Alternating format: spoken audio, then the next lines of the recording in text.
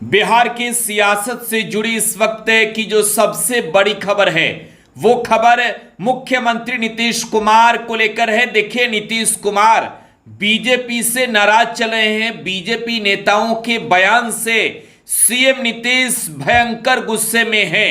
ये बड़ी खबर इस वक्त की आपको दे रहे हैं। दरअसल अगले साल 2025 में बिहार में विधानसभा के चुनाव होने हैं, लेकिन इससे पहले अब बीजेपी ने नया बखेड़ा शुरू कर दिया है। भाजपा के नेता अश्विनी चौबे का बड़ा बयान सामने आया। अश्विनी चौबे ने कहा कि बिहार में अगला सीएम भारतीय जनता पार्टी का होगा। बीजेपी के नेतृत्व में बिहार में चुनाव लड़ी जाएगी। जबकि नीतीश कुमार की बात सीधे दिल्ली में बीजेपी के शीर्ष नेताओं से हुई थी कि 2025 का चुनाव नीतीश कुमार के नेतृत्व में बिहार में भारतीय जनता पार्टी लड़ेगी। नीतीश कुमार अश्विनी चौबे के बयान से अचानक नाराज हो गए, खफा हो गए। और इस बीच जो सबसे बड़ी खबर है, नाराज नीतीश ने डिप्टी सीएम सम्राट चौधरी को अपने आवास पर कल देर रात बुलाया। यह बड़ी खबर इस वक्त के आपको दे रहे हैं। बीजेपी के नेता अश्विनी चौबे ने नीतीश कुमार को ही हटाने की बात कर दी। देखिए, अश्विनी चौबे बड़े नेता हैं। बड़ी खबर इस वक्त के आपको दे रहे। पहले नीतीश कुमार ने सम्राट चौधरी को सीएम आवास तलब किया। देखिए, सम्राट चौधरी ना सिर्फ बिहार में डिप्टी सीएम है, नीतीश कैबिनेट के मंत्री हैं, बल्कि बिहार भाजपा के प्रदेश अध्यक्ष हैं। बिहार में भारतीय जनता पार्टी के सबसे बड़े नेता हैं। और नीतीश कुमार ने सम्राट चौधरी को सीएम आवास बुलाकर पूछा कि क्या जो चर्चा चल रही है सही है। देखिए, नीतीश कुमार कोई भी खेला कर सकते हैं। नीतीश कुमार कभी भी पाला बदल सकते हैं और नीतीश कुमार कब किसके साथ है कोई नहीं जानता। लेकिन सबसे बड़ी खबर है इस वक्त की कि नीतीश कुमार नाराज चल रहे हैं। देखिए, नीतीश कुमार भारतीय जनता पार्टी के सबसे पुराने सहयोगियों में एक, जनता दल यूनाइटेड के राष्ट्रीय अध्यक्ष भी हैं, बिहार के मुख्यमंत्री भी हैं। और नीतीश कुमार की पार्टी जेडीयू की राष्ट्रीय कार्यकारिणी की बैठक 29 तारीख को होनी है। दिल्ली में यह बैठक होनी है। और राष्ट्रीय कार्यकारिणी की बैठक से पहले जिस तरीके से बिहार में घमासान मचा है, इस बात को लेकर भी राष्ट्रीय कार्यकारिणी की बैठक में जाहिर सी बात है कि एक बड़ा मुद्दा बनेगा कि बीजेपी के साथ रहना है या फिर भारतीय जनता पार्टी का साथ छोड़ देना है।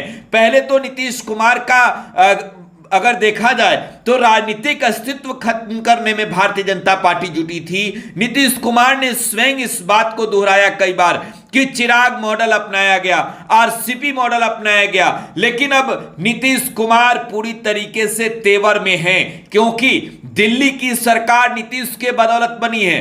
दिल्ली में नरेंद्र मोदी, नीतीश कुमार और चंद्रबाबू नायडू के बदौलत देश के प्रधानमंत्री बने।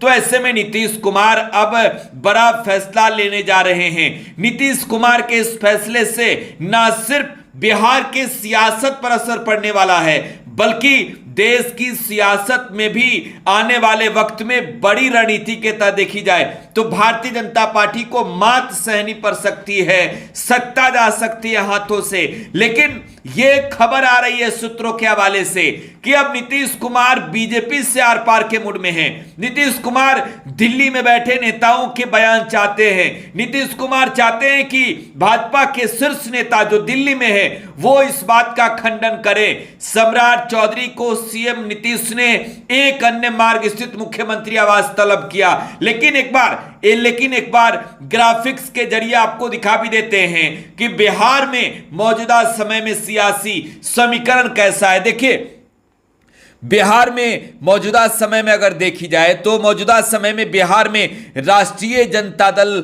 कांग्रेस और लेफ्ट एक साथ है। और आरजेडी के अगर सीटों की बात की जाए तो देखिए 79 सीट से आरजेडी जो है वो 77 पर आ गई है। वहीं कांग्रेस जो है वो 19 सीटों पर है और विधानसभा की मैं बात कर रहा हूं 15 सीटें जो है वो लेफ्ट के पास है।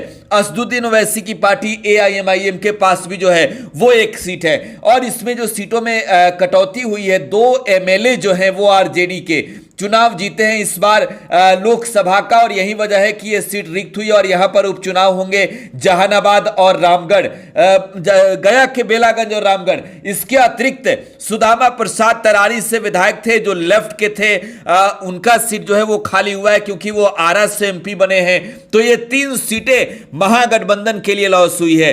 दूसरी ओर अगर देखी जाए तो 78 सीट भाजपा के खाते में, 45 से 44 पर नीतीश कुमार की पार्टी आ गई है।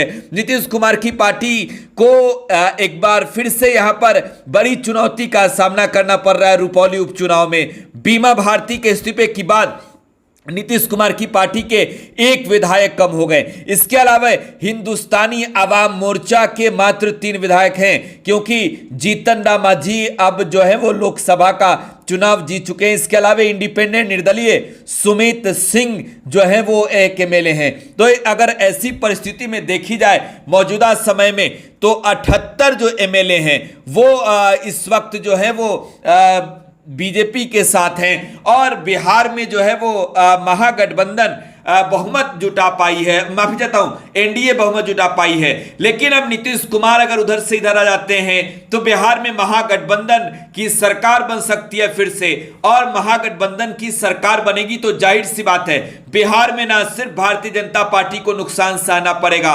बल्कि दिल्ली की सरकार भी डगमगाएगी। दिल्ली की सरकार भी डगमगाएगी। देखिए नीतीश कुमार आर पार के मूड में, नीतीश कुमार नाराज चल रहे हैं। नीतीश कुमार ने बीजेपी अध्यक्ष को तलब किया सीएम आवास और पूछा कि बवंडर कैसा। बड़ी खबर इस वक्त की बिहार के सियासत से जुड़ी हुई।